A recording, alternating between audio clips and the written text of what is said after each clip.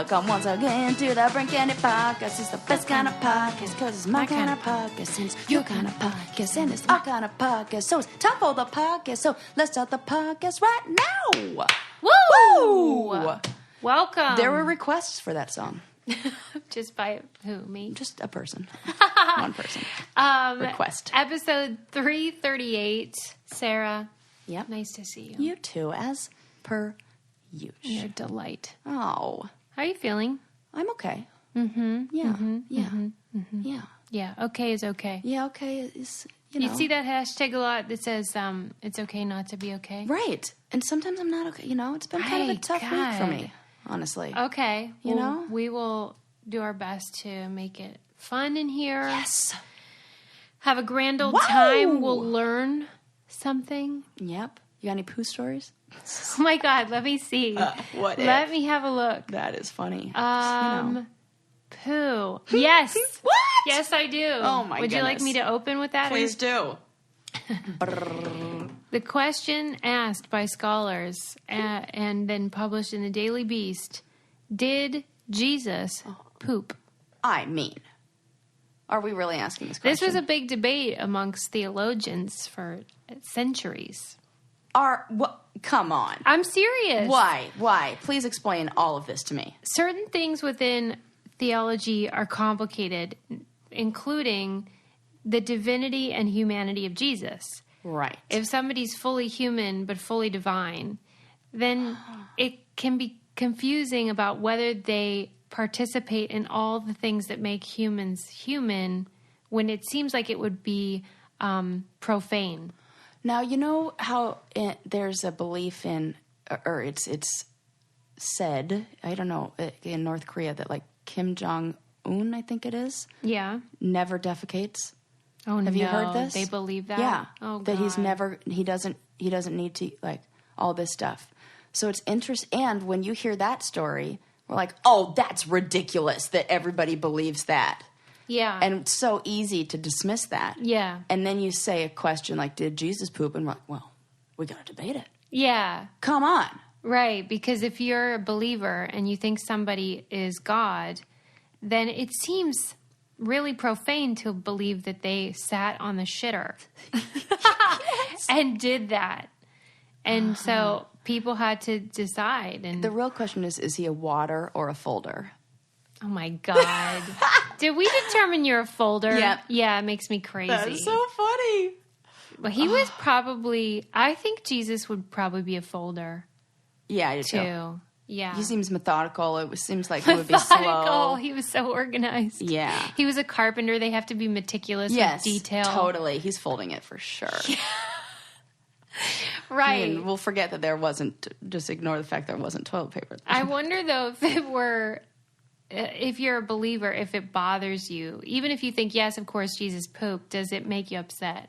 Oh, interesting. Did you remember the part of Sarah Silverman's stand-up about the question? She poses a question to the audience, and she says, okay, does anybody here like a real believer? Like you are like, yes, I'm religious.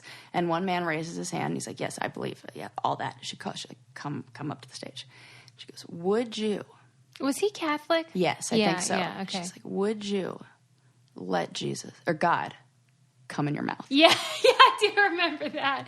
Did he in the end say yes? He said no. Oh, he said no. Yeah, and she said, that is the answer that I get. Is like, you are not alone. That is the majority of the time. That is the answer that they give.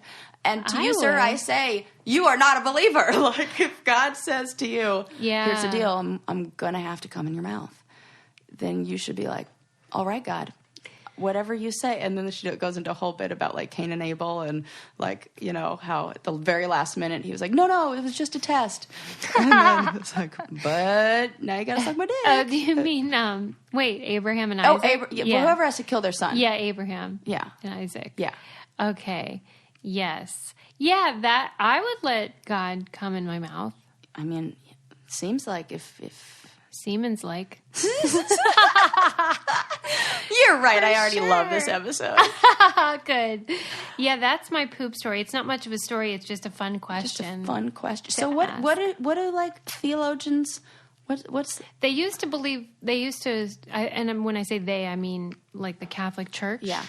believed that he did not poop. Oh my God. And then you know how they change their mind about stuff. Mm-hmm. And I think we're at the point now where everyone's like, yeah, he pooped, but we're okay with it. He's still God. Everybody poops. Everybody poops. They throw that page in, the last page of that book. Because if he's eating, then if he's not pooping, then you have to determine what's happening. Right. It's too complicated for me. Way too complicated. You know, his body's normal. Yeah. Presumably. I mean, come on. Do you think Jesus did all those miracles? There's no right answer here. Right. We don't know. Well, and I was having this conversation with a friend the other day about, he was talking about some sort of religion that gave, said men of a certain age need to wait a certain amount of time before each ejaculation or something like that. Oh, and it was like, I don't know whether it was like a day for however old you are, a year for however, I don't know what the whole breakdown was. Uh-huh. And I was saying, okay, there's, with any story in the Bible, with anything, you know, my belief is that they are lessons that the people at that time needed, but you can't just say, like, for example, like, you know, where it says, like, men should not lie with men. What? At the time, when you're building a population, and people don't understand how babies are made, what they were trying to do is say, hey, just so you know, if we want to grow our population, it's going to need to be a man and a woman because it doesn't really work like that with a man and a man and blah, blah, blah. And I feel like that's the lesson they were trying to teach of, like, how do you make a human? Yeah. With a man and a woman. Yes. This is what I always try to tell people. Sin ought to make sense. Yeah. If I murder someone, I can see how that negatively affects the other person. If I steal from them, I can see. Yes. If I lust after their wife, I can see how that might affect the relationship. I can't see why a loving homosexual partner, or even not loving, I don't care, would negatively affect anyone. Right. So that's why I know it's not a sin. It's like, so you got to look at, like, what these, you know, quote unquote miracles, or what was the lesson that people who were writing were trying to teach the public. Well, and that's what it feels like to me, is like, can we think about... Jesus was doing something funky, though, because even outside of the Bible, we know that he drew crowds. Yeah. We can confirm it through outside sources besides the Bible. So, and they said that he was performing miracles. So either it's like a David Blaine situation where he's like creating the illusion, or he had some sort of awesome energy that was able to heal people. I think there's an awesome energy there. Yeah, maybe. You know? Mm-hmm. I would have loved to meet that guy. Right. Hope I do someday. Yeah, there you go. Out in the ether. Mm-hmm. Who knows what he's up to. Man, that's interesting. That's like just something to fun. Yeah, something to think about. It's like, part of me is like, I really want to believe that water to wine thing. And then I'm like, I'm really a little into that. bit of info on how to get that level of divinity to where I can do that too. Yeah, and he created wine that was even more delicious. I mean, even though it was the end of the wedding, which usually you start with the good wine. Yeah. He gave the good wine at the end, and everyone was like, what the fuck? They were super happy. I mean, it sounds pretty that's great. A miracle. There you go. No wonder he had a crowd following him. Right. Honest to God, if anyone did that, I would be a believer. Sold.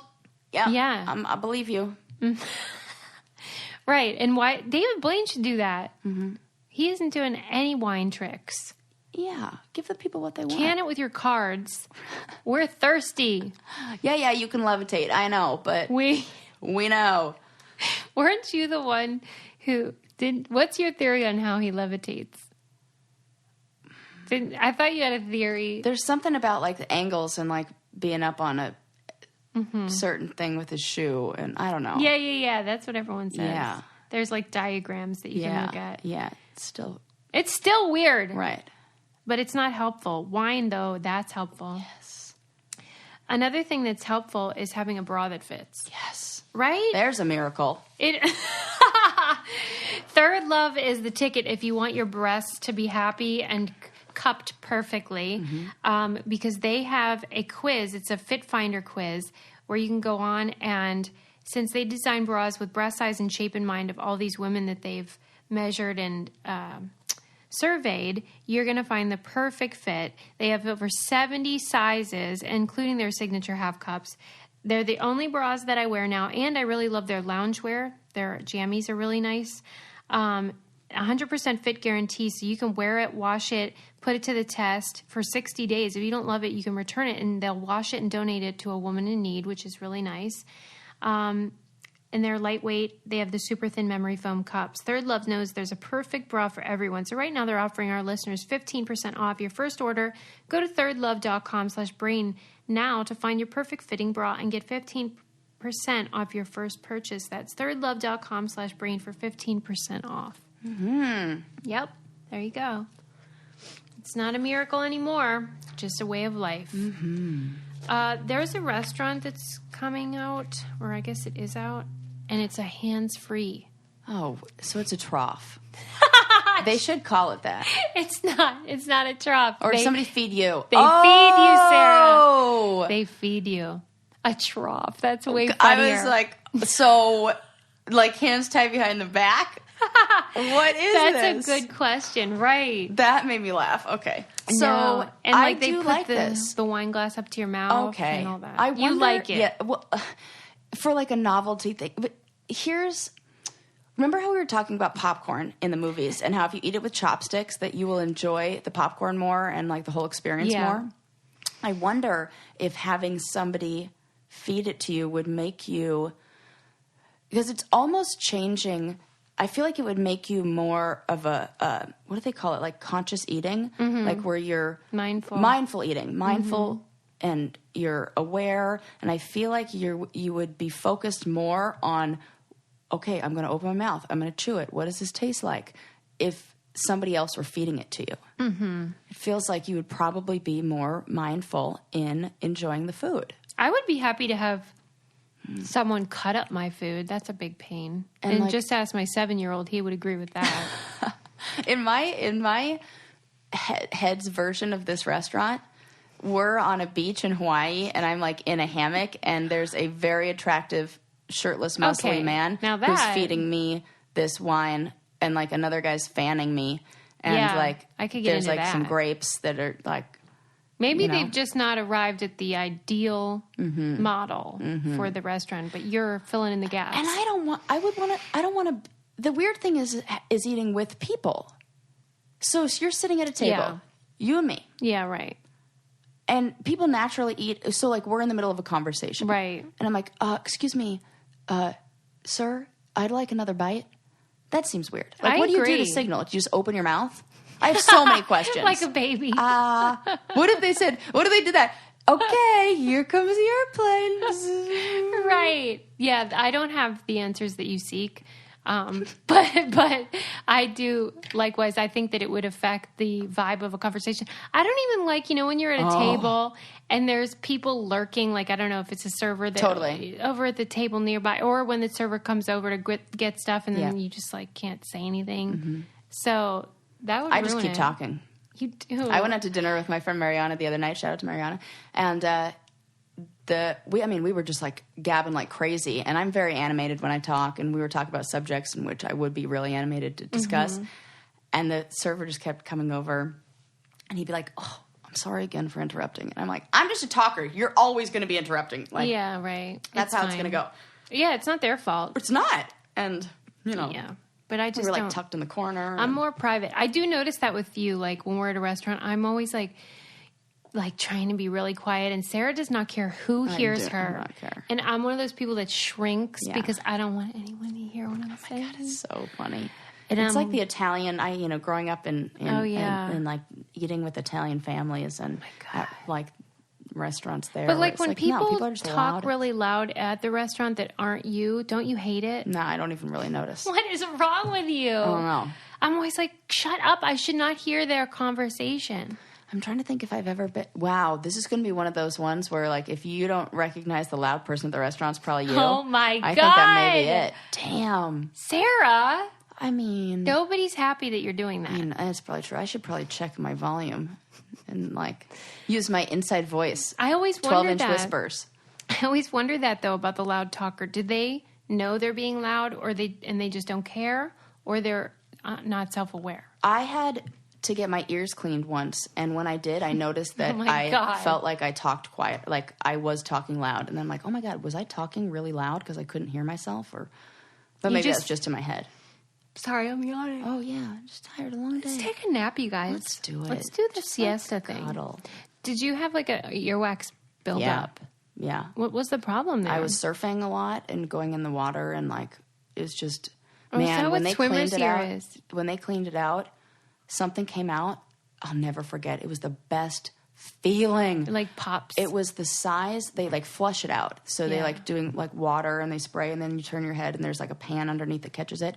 And this black ball was no joke the size of between a nickel and a quarter came out of my ear. Get out. I swear. What the hell was it? And now till that, like, I've only had my ears cleaned out one other time when I was on a challenge, and there was water, and it got like impacted, and I kept feeling something, and they flushed it out and found a little piece of plastic in my ear. Shut up. We'd been in a how they always put us in the weird ports? Yes. Where we're the like Port the Authority. Disgusting, gross water that we're falling into. It's always in a boat. Like, that's what I fell into. And because you're smacking the water so hard, it just lodged. Like, there were like, it was like one or two little pieces of this red plastic. I cannot believe that came out of my ear. And I'm like, there's definitely something in there. And they flush it out. I'm like, get the other one too. And so I was really hoping that, like, every time I go in to have that done, I'm like, just give me the big black ball. Like, do you pay cash for that, or is it covered? Like, not on the challenge, but in real life. It was covered by my insurance when I did before, because you just, like, I was getting ear infections a lot. Oh my God, and Sarah. it was like, oh yeah, you got to get. There was a place in down by where I lived where I would go that now they tell you, like, don't go surf there because there's like too much runoff, and if you go like right after a storm, it's like Doheny Beach and don't go there. You have a weird situation, ear, nose, and throat. I think I do. Yeah, because you got rid of your tonsils or whatever. I had a full, not just a tonsillectomy. I had the thing where they take like everything. That's why Sarah's really good at BJ's. Super good. I mean, for real. Because you have no gag reflex. I do. No, I have a really sensitive one. False alarm there. But, false mine don't matter. Mine never matter. Yeah, no, it definitely... And I always have like postnasal drip. You know that awful thing where it feels like there's something back there? Mm-hmm. The allergies. Yeah, I'm surprised you don't have narcolepsy. Did you know that how like tonsils and stuff are connected to narcolepsy? Really? Sometimes, in fact, if you have narcolepsy, they'll remove your tonsils hoping that it will cure the problem. Wow. Well, it was sleep problems when I was little that got me. See? Because I would just stop breathing in the middle of the night. Oh, that's scary. And my mom's she freaked out because I would just stop. That is, and it's a scary moment. Turn purple. And she's like, oh my God. And then, wake up and go, turn purple. Like I was short of breath. That's what she says. And she said, you just stop breathing. And then it would and all of a sudden you take these big, gasps. You're a medical marvel. I guess so, I don't know. I never know what to write down when I try to take notes on what we talk about. What is Sarah's that? Ear, nose, throat. Yeah, I wish this was when I got my ear cleaned. It was back in the day when I had a phone with a camera. Yeah, man. That would have been a good photo. I am all gross for that. Photo. You should see the garbage can of my photos. Because I take pictures all the time of stuff on my body that I want to get a closer look at. Oh my God, that's so funny. Aren't you into inspecting? Yeah, and I would be into that, but I'm really scared to go to the dermatologist. I've never done that. Okay. Can you believe that? I need to do that. No. What are you scared of? That I'm going to have, that they're going to, I don't, what am I scared? I have to go. What's wrong with me? I know. Write it down on my to-do list. Go to the dermatologist. Well, it's great. It's so, I do it every year. I get a full body check and I do inventory of all my little moles. Yeah, because I got two that are little. I can do it. I know you will. Okay, good. Yeah, you check it. I got one on my leg. I need you to take a look at the ABCs of skin cancer. Yep. Well, yeah, and usually they'll have a look and they'll be like, it's fine. Yeah. And when it's not, then they'll just scoop it right out. Right, I need that. Yeah. I'm fascinated by people who don't go to the doctor because they don't want to hear bad news, as if that would change the outcome. It's totally true. It's so silly. If anything, it would make a better outcome. Right, I got to just do that. I don't know why I'm dragging my feet. Well, you should also not drag your feet about this really cool service. I am at the point in parenting when my son is really into technology. Oh, cool. Yeah. Or maybe not cool. Well, it's great. It comes in handy. He learns a lot.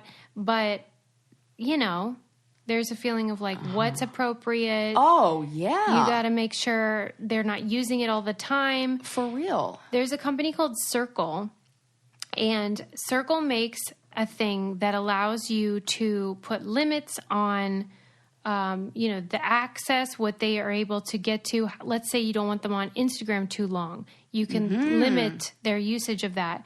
It's the easiest way to manage your family's online time across all their connected devices and inside and outside your home. You can filter what content's allowed, set limits for screen time. You can monitor history and usage. Think about for teenagers, preteens. You have to. It's essential. You have to do that. Like if they're on doing Snapchat, Instagram, TikTok, YouTube, all that stuff. And Holy crap, I only understood like half those words. It's like another language. Yeah.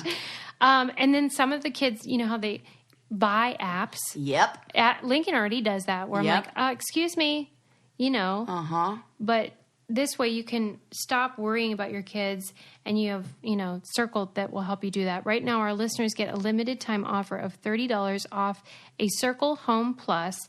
It's a little device.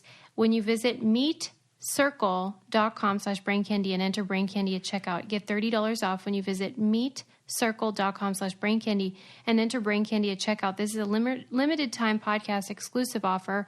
That's meetcircle.com/braincandy and enter braincandy to save $30. At least check it out and see if it fits your needs, because that's a big problem. My father-in-law and his family could have really used that with my, sister-in-law. Yeah. When she was probably about 9 years old, 10 years old, she spent $1,200 on squishy toys on Amazon in one night. No. And did they return them? Yeah. They were like, what the hell? I think some of them they couldn't. They were able to dispute the charge or whatever. But it was like, what are you doing? And she was just like, what ifs? Bye. And they didn't even know. Yeah, she didn't know. Well, that's one of the problems with the digital age is that they don't see money that much, actual money. And so even with Lincoln, I don't think he understands what goes on in the transaction when you go on Amazon. They don't. It's almost like they just think you're picking out what you want and don't realize you have to pay for it. Yes. And that's kind of why a lot of those people tell you to always use cash, because also for yourself, it helps you spend less, but with your kids, at least they can see. Man. Right? Yeah. It's funny you bring that up. Did we talk about the Amazon fulfillment centers? No. And so I was just watching the show John Oliver, like last week tonight with John Oliver, and he was going over what these Amazon fulfillment centers are like. Yeah. And how, we think Amazon, they sound like they're doing such a good thing because they raised the minimum wage for $15, all their employees, blah, blah, blah, blah, blah. So what he was saying on the show is that with all the retail stores closing, about the same number of people who lost jobs to those closing retail stores, we saw growth in the warehouse industry, where basically all those people who used to work in retail moved into this almost like warehouse factory thing that is happening. Okay. And what the Amazon fulfillment centers are really like, they're walking 17 to 20 miles a day. And the system that's in place for how they do it is so bizarre. Like, the thing that they care about the most is efficiency, yes. Right? Yeah. If we've already said that package is on its way, doesn't matter what you do, you have to get that package on its way. Amazon is being... So what happens is the fulfillment centers are contracted out. So, the companies, so say you shop at, I don't know, wherever, the Gap. The Gap uses another company for their fulfillment center. Yeah. So, and the Gap doesn't really regulate what the conditions are like. I just use that example. Right. That's you hear centers. a lot of this. It's not us. Right. Yeah. And so, some of these fulfillment centers, there was one in, I want to say Texas, where it's like a metal big room that they were in, no air conditioning, no nothing. People were passing out of heat stroke, all this terrible stuff. And no regulations in how it works. And at Amazon, they're kind of trying to use robots for some things or automate some things, and they're still doing human stuff. And no joke, multiple times, some kind of robot has accidentally punctured bear mace. Yeah. And this has not happened just like once or twice. Like they've maced employees multiple times. Wow. And like Amazon released something that said like, we are doing, taking extra steps in the packaging and how bear mace is stored. Bear it's like, mace. oh, for Pete's sake. And it just seems like this world where, these people are worked so insanely hard. To death. For real. And like older people who, there was one man who was being interviewed who was, I want to say in his like 70s, who was like, I just physically can't do this. It's too much. Yeah. And I come home and I'm just exhausted from these days where they're just getting... Some of them wear diapers. Yeah. Even because they don't get breaks to go to the bathroom. And there were a couple of pregnant women who are like suing or because they wouldn't allow them bathroom breaks to go, and they're like, I got to go to the bathroom. I'm pregnant, and could you even imagine? No, and I get why people then say, well, you should shop small, shop local, and I agree. Whenever you can, that's awesome.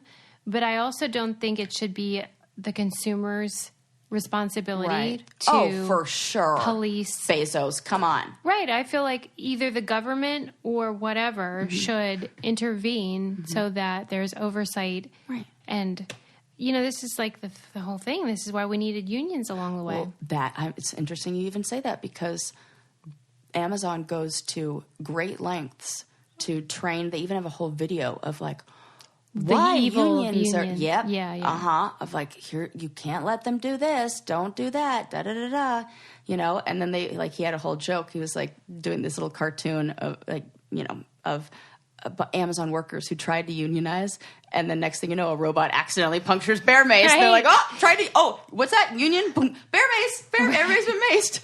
And that's why it's happening so much. Yeah, it's not a good situation. But sad that people are getting bear maced.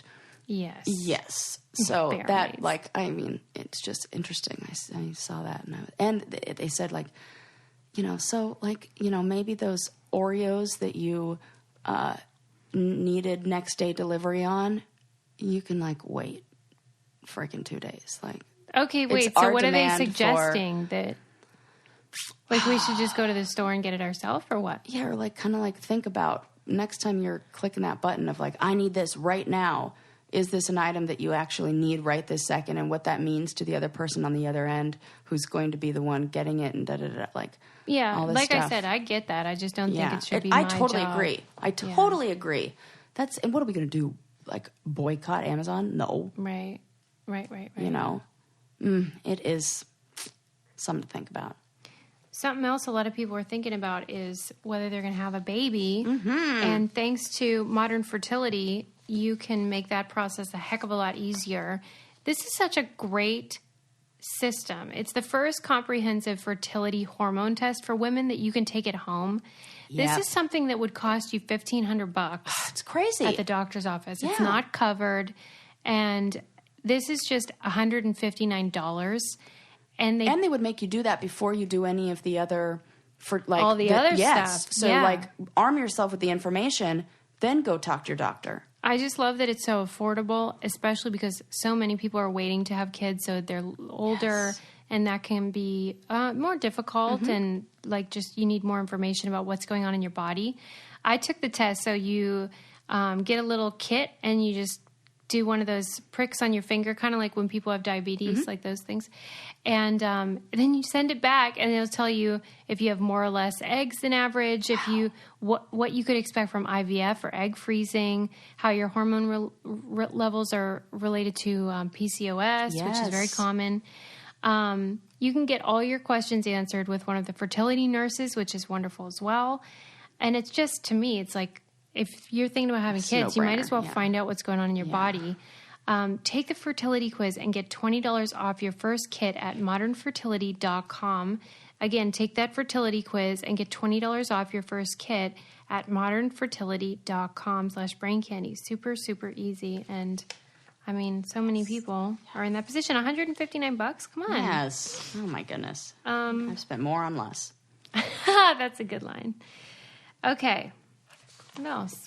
Oh, I heard an awesome story on, oh my God, I've been watching this show like crazy. What's the sports one that we love?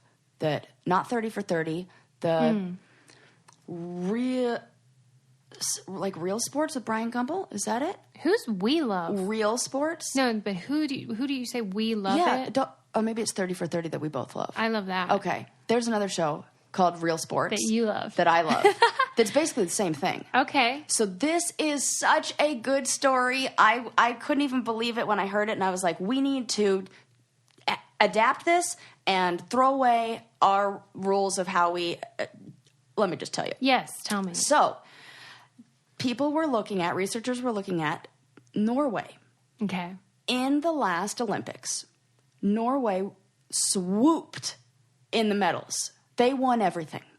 And they won Summer and Winter Olympics. They're like crushing it. Oh, yeah. And they had the largest medal haul. I've read about this. They beat doing. Americans. How they're I get taking goosebumps. kids. Yeah. It's the coolest thing I've ever heard. Yeah. So they're saying, and they're like, what? Why is this? Why do they have such superior athletes when the population is the size of like Minnesota? Right. I couldn't even believe it. I was Yeah. like, what? But they're sweeping every single event. Yeah. And it's because of how they've changed the rules on sports and play for children. Yes. So the rule in Norway is there's no such thing as competitive sports until after the age 12. Yeah. It's just for fun. Just for fun. Yeah. There's no winners. There's no losers. Everybody gets to play. It's affordable.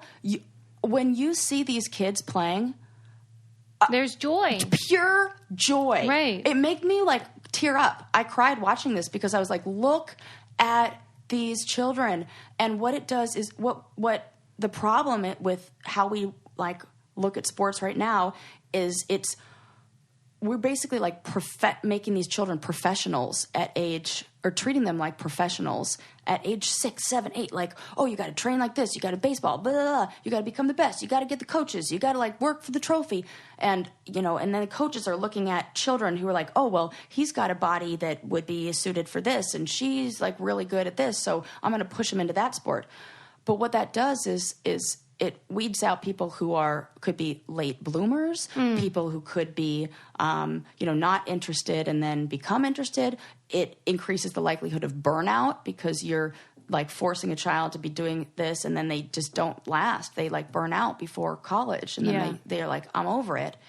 And by allowing them to just play, to fall in love with a sport. Mm-hmm. And then once they decide after the age of 12 where they're like, okay, I really like soccer, then they go all in and they're like, okay, we'll get you the trainers. We'll get you everything. It'll be the best. But when you have somebody who genuinely loves it for all the right reasons, because it started with play and fun and camaraderie and friend, the focus, like the rules are the cutest.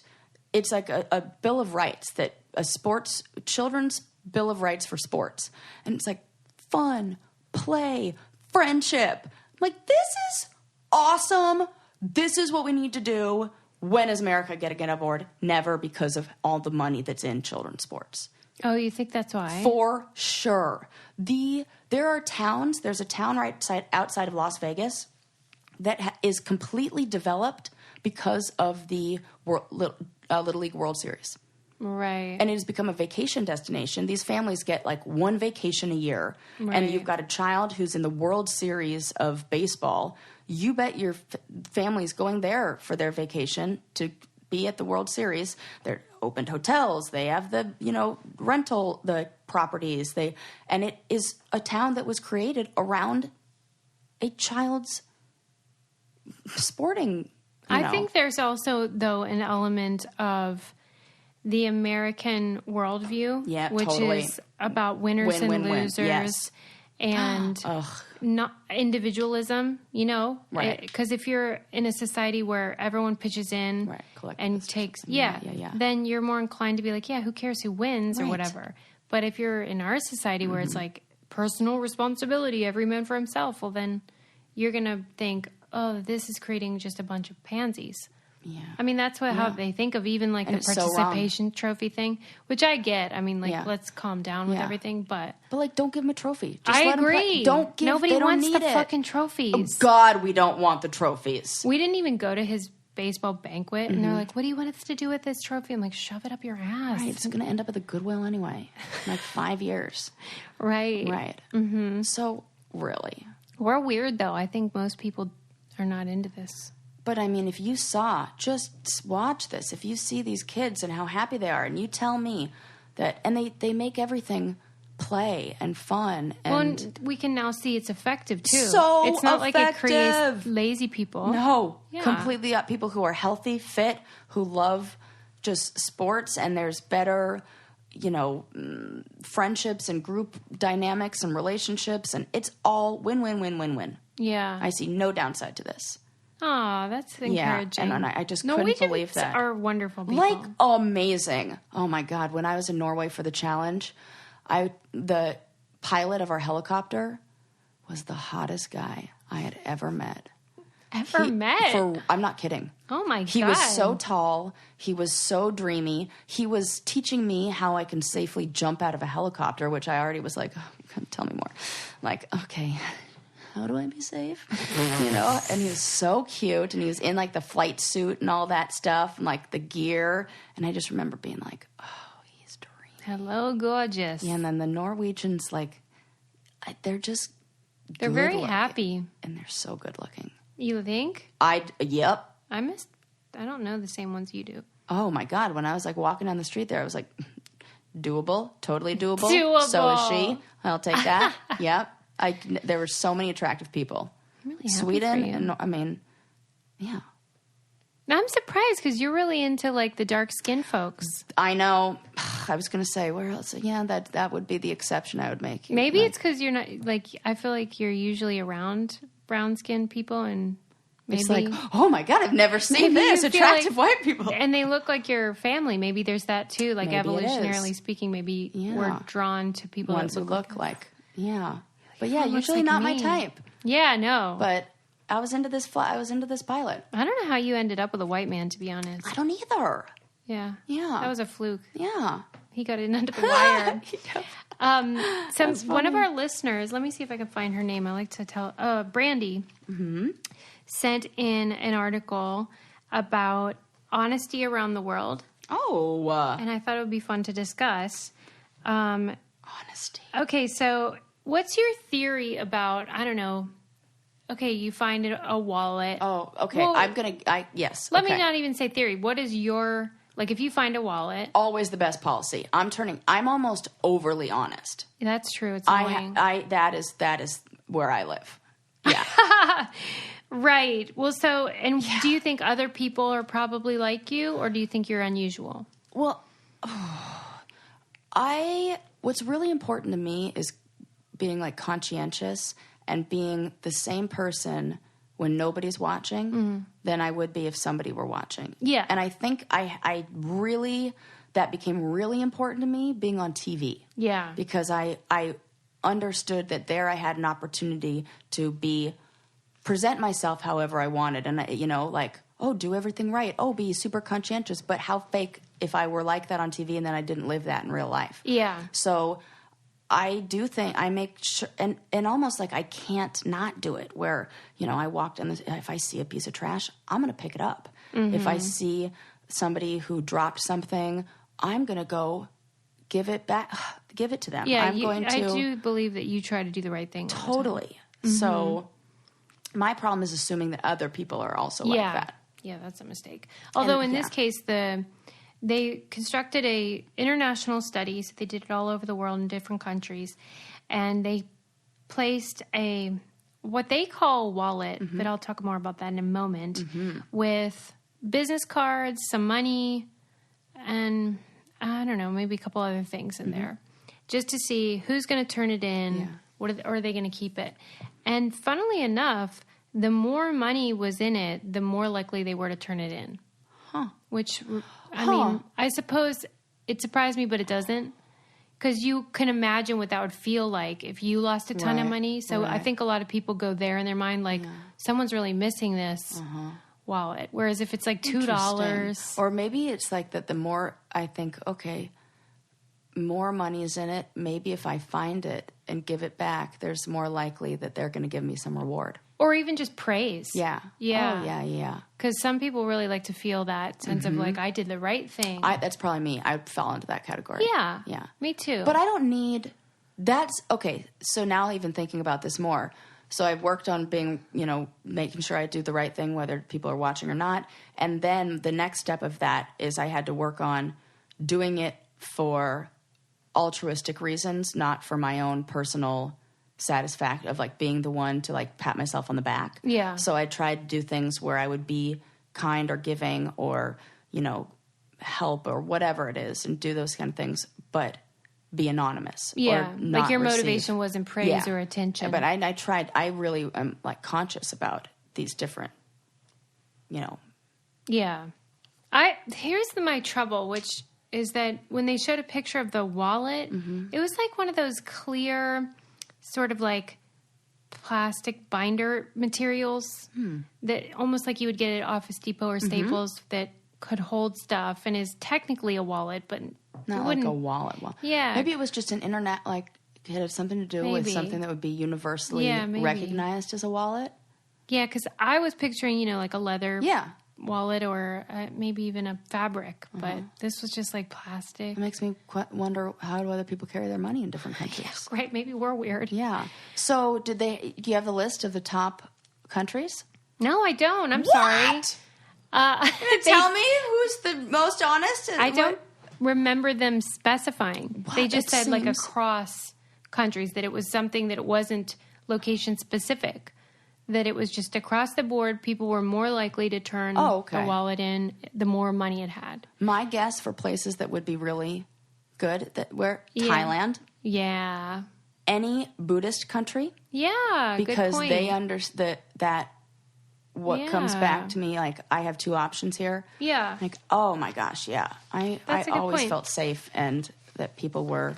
The study was on npr.org, so you could look that up. And they did it with 17,000 wallets, so it's a lot. Whoa. It's a big study. Honesty, huh? Yeah, and something that I'm honest about is how I take my vitamins every day now, which I never did before because usually they made me sick. Mm-hmm. And thanks to Ritual, I don't have that problem anymore because they have vitamins that taste like mint, smell like mint when you open the bottle. They don't have that gross... I don't even know what that other scent is that a lot of vitamins have. And they're time released, so you don't get that sick feeling like if you haven't eaten enough. And all of us are eating, but not all of us are getting the vitamins we need from our food. So this fills in the gaps in a woman's diet. So that's fantastic. And they're vegan-friendly, sugar-free, non-GMO, all that stuff. And then it's a subscription, so it comes to your house whenever you need it. And you can snooze it or whatever if you get behind, because sometimes we forget. Mm-hmm. Ritual is the obsessively researched multivitamin designed for women by women. It contains 9 nutrients that are difficult to get enough of every day, even when you have a healthy diet.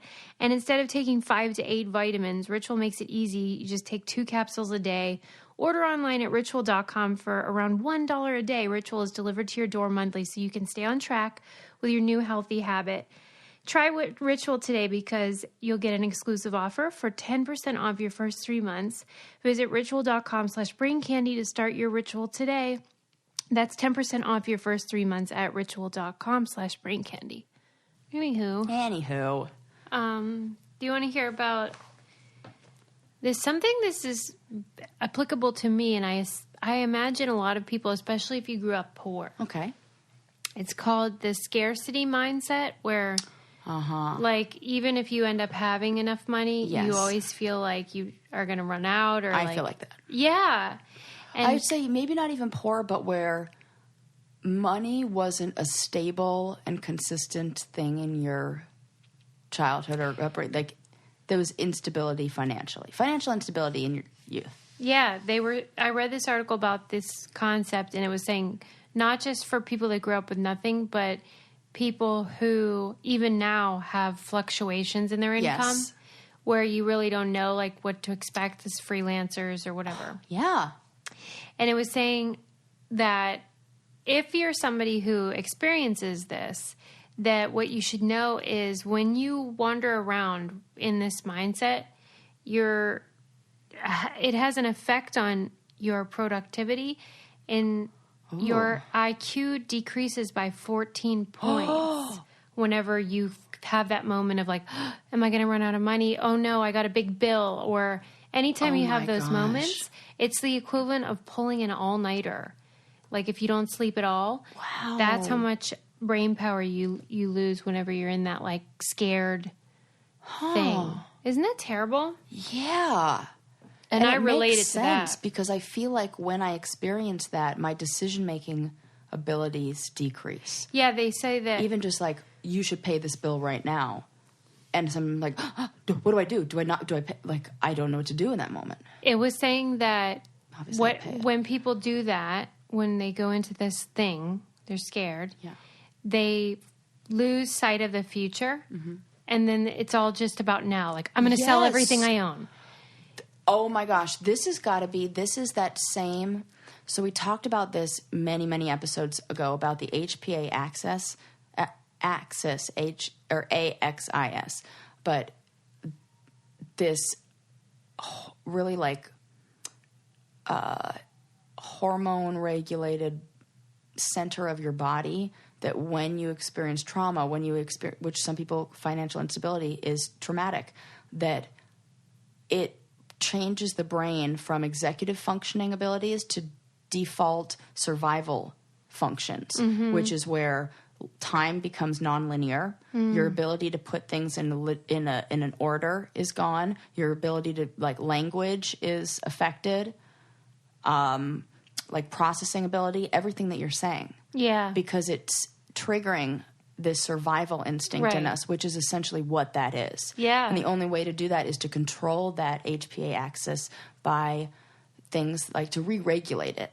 Well, because let's say you're being chased by a bear. Correct. You're not thinking about 10 years from now. Correct. Impossible. And it's the same. Yes. Your brain sees it the same. Yes. The bear just is a big bill you have to pay. Correct. Or whatever. And you really have to be intentional about not letting that happen. And desensitize yourself. So, like, say it is a bear. We take that as an example.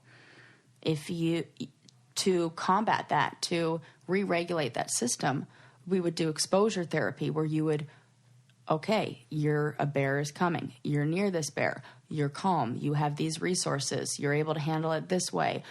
And you would get to a point where you're so regulated in that system through small, little exposure exercises or whatever, that you turn on that executive functioning. You like bypass you learn how through like, work. Yeah. And being really mindful and having this awareness, work through that reactive place to get to more an executive place where you can be clear thinking, but it takes a lot of time. Mm-hmm. And it would have to be like, okay, I have this bill and you'd have to process in a very mindful way all these things that come with, that bill or money. It drives me crazy though how many times a day I have to be that person. Yeah. Because I'm a very anxious human being. Yeah.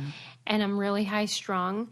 And so pretty much all day I have to be like, here's why everything's okay. Mm-hmm. And I'm just like tired of it. I love people. Some people can just do that naturally. You know what works for me that recently I've been really trying to do, and it seems like it does work, rather than trying to control how I'm thinking or what I'm thinking, I've instead switched to feel the outside of your brain working versus the inside.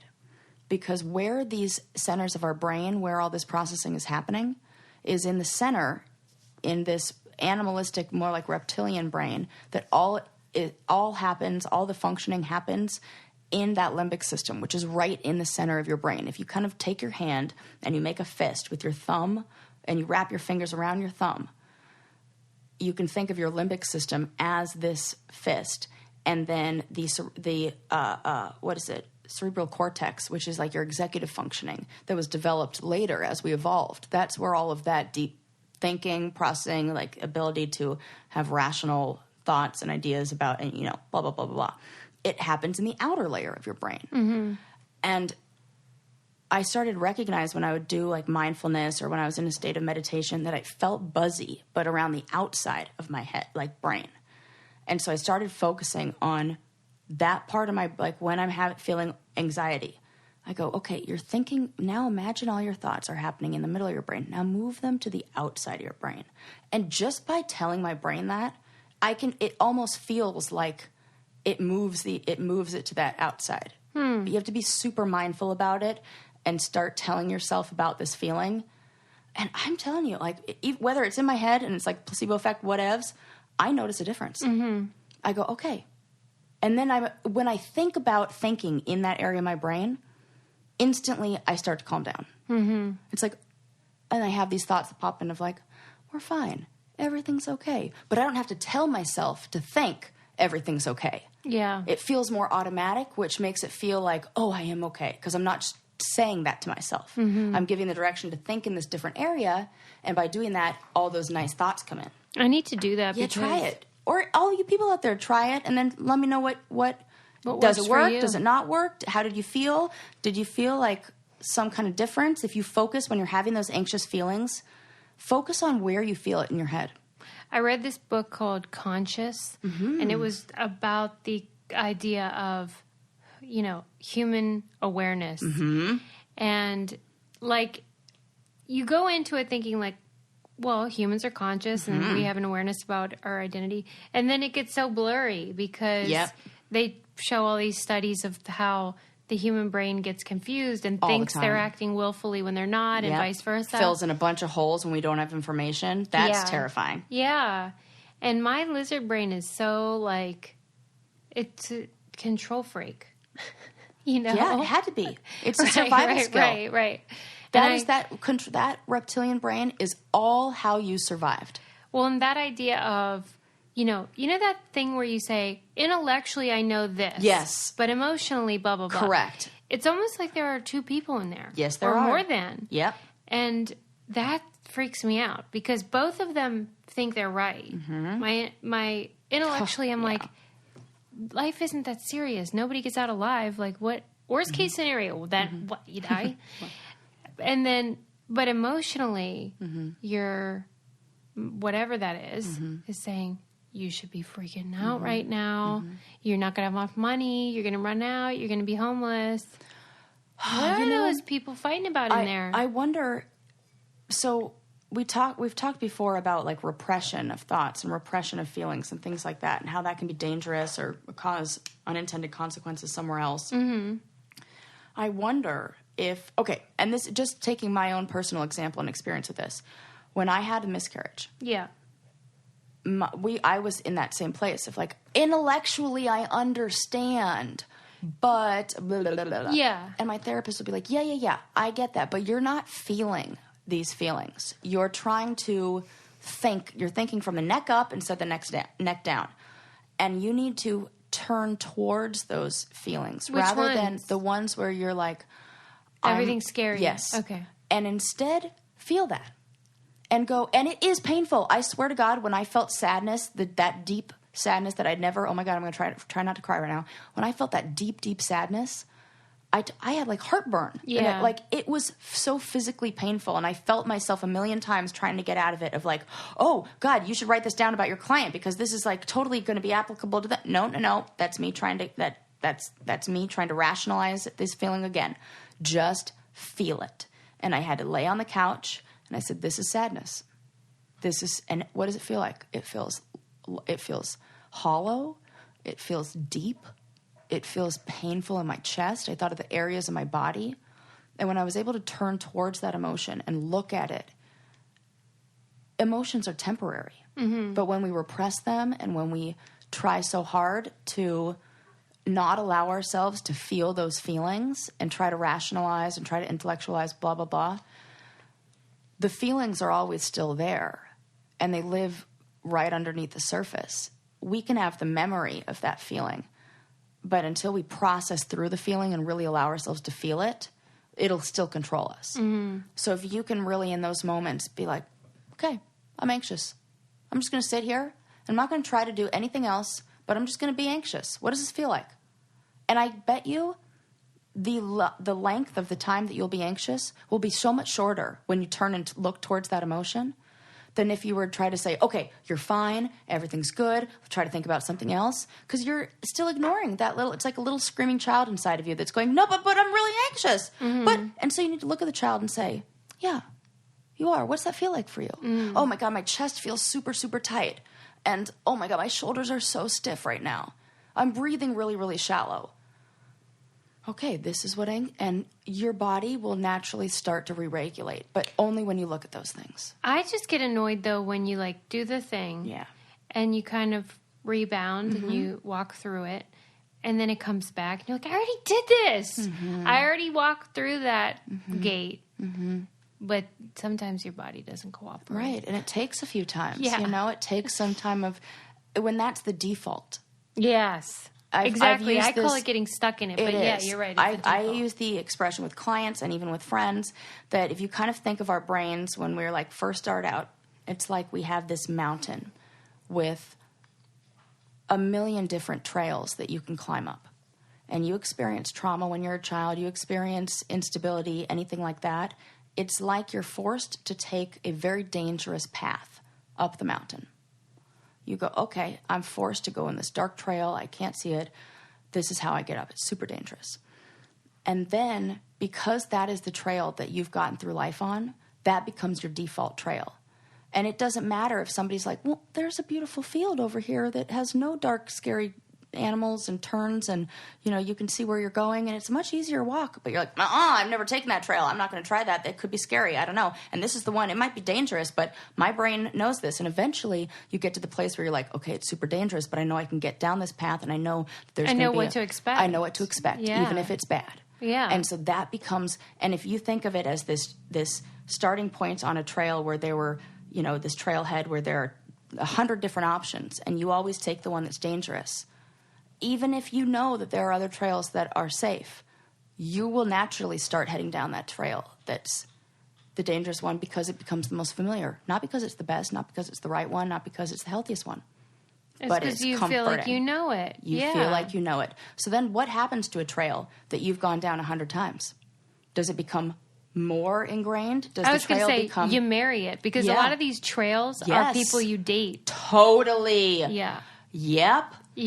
Or like your dad beat you up and then your boyfriend it's the same trail because you're like, well, this feels familiar. I'd take this trail. And think about what it would take somebody who's been down that trail thousands of times, who knows that trail, to convince that person that there's... Try this other one. Like, fuck no. And last time I started on a trail, it was really dangerous. And so why wouldn't this one? Or they might say, okay, and then they just start veering up slowly back to that familiar path. Yep. I've even used this one with clients where I was telling them how I moved out of my house, in Long Beach, and I moved into a house in, South Orange County. And there was a night where I was really stressed out, and I was driving home, I think, from your house, Suze. And I drove, this was 4 or 5 months after I moved into my new house. Yes. I drove to my old house, parked in front of the street, got out of my car, and then went, what the fuck? I don't live here anymore. I've done this is way in the wrong direction of where I actually live. Right. But your intention was to take that new path, but then your brain was like, hey, default what about mode. this? Yeah. I wasn't aware. I wasn't being conscious. I wasn't being, And it is the same thing. It's funny how this show is called Brain Candy, and it's like basically my list of problems I have with our brains. Things I'm mad. I have an axe to grind with our brains. Oh, and for me, figuring all this stuff is like just a dose of candy for me. Yeah. It is. Wonderful. It's just sometimes you're like, come on, brain. And it is. It's tricking us. It's like our worst enemy. It is so hard to... And... I think about this all the time with how we have so much patience with physical fitness and steps towards physical health. Yeah, like because we understand the process. Yeah, right. But because we don't really, and it's not seen, it's invisible growth. Yes. That we have to approach it the same way. Yeah, you don't get that same reward of like, here's a muscle, overnight, or I lost weight, or whatever. But the same way when you go to a gym and you're like, you find out like, and your trainer says like, okay, so you've been like lifting up the, like say you're doing bicep curls, and you've been doing it your way, whatever, and then you get that trainer that steps in that says, no, now keep your arm like locked in this position and twist your hand just a little bit this way and stabilize this muscle. And now just work that. And you're like, whoa, that's so much harder. And that totally works. That's like what I'm saying with the change the thoughts from the inside of the brain to the outside. It's like a trainer coming in and going, okay, this little tiny thing, let's tweak that. And then it might take you a lot of times at the gym to tell your arm, okay, nope, you got to hold it in place. You got to stabilize. We're going to focus on this muscle. For me, I needed the trainer or myself. I had to put my hand on that muscle and be like, okay, this is the one you want me to move? Got it. And we need to think the same way with our brain. Oh, this is where I need to be thinking about this in the prefrontal cortex and in the, that area. Yeah. Okay. Let me utilize that instead of the limbic system. Mm-hmm. It's the same thing, and we have the same power. We have the same power over our bicep that we do over our brain. We just have to work a little harder, and we're more used to training a very simple muscle than we are a very complex one. I don't like working any of them. This is true. I mean, let's be honest. I know, and they all take work. Mommy's tired. Don't forget to subscribe and leave us a 5-star review. Yeah. It makes us happy, and we have so little to live for. See you next time. Bye. Bye.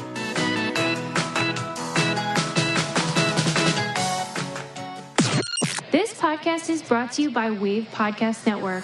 Check out all of our shows, including the Brain Candy Podcast, I Don't Get It, Coffee Convos, and Let's Talk About It.